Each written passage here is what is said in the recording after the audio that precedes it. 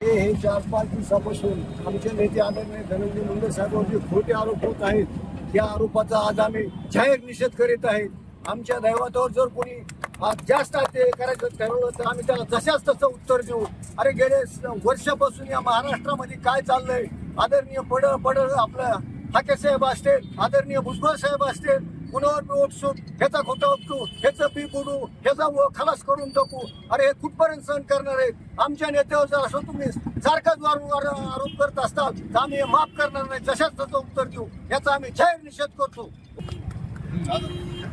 1 वर्ष झालं आपण या ठिकाणी महाराष्ट्रामध्ये जे सलोखा सगळा बिघडलेला आहे त्या महाराष्ट्र या ठिकाणी बघत आहे आणि 1 वर्ष झालं धनंजय मुंडे साहेबांनी कुठलाही वाच्यता जरांगे पाटील असतील किंवा कुठल्याही मराठा समाजाला विरोध करायचं या ठिकाणी बोललेले नव्हते।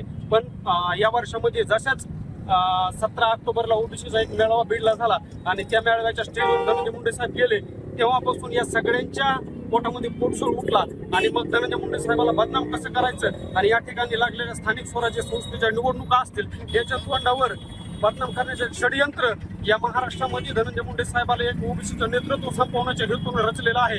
त्यामुळे या ठिकाणी आम्ही धनंजय मुंडे साहेबांचा दुग्धाभिषेक या ठिकाणी नगरसेवक आदरबाई असतील, नंदूदादा मोराळे असतील, सर्वच केस तालुक्यातील धनंजय मुंडे साहेबाला मानणारा वर्ग असेल या ठिकाणी आम्ही उपस्थित राहून त्यांचा निषेध व्यक्त केलेला आहे। मुंडे साहेब तुम आगे बढ़ो, हम तुम्हारे साथ हैं। मुंडे साहेब तुम आगे बढ़ो, हम तुम्हारे साथ हैं। आदरणीय धनंजय मुंडे साहेब हे बहुजनांचे नेते आज जे षडयंत्र रचलं जातं त्यांच्या विरोधात, त्यांनी आजपर्यंत मुस्लिम समाज, मराठा, बंजारी, 18 पगड जातीला सोबत घेऊन चाललेले।